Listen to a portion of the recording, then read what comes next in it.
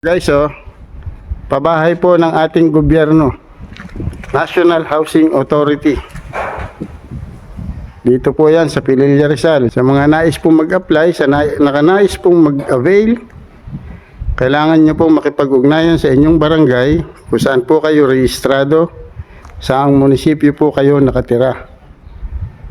Doon po mag-a-apply.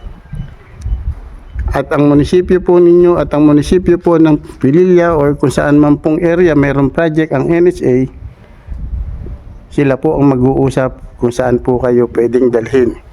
Saan po mayroong bakanteng malapit sa inyo.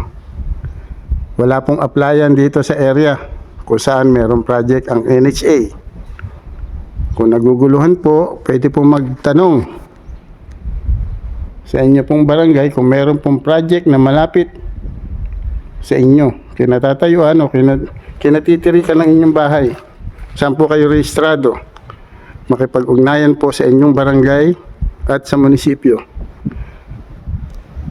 Ipahayag nyo po na nagnanais kayong maka-avail ng pabahay ng gobyerno mula sa NHA. Sa mga nagnanais po na makapag-avail ng pabahay na ito na project ng NHA or National Housing Authority, kailangan nyo pong makipag-ugnayan sa lokal na pamahalaan po ninyo. Lokal na pamahalaan o local government unit.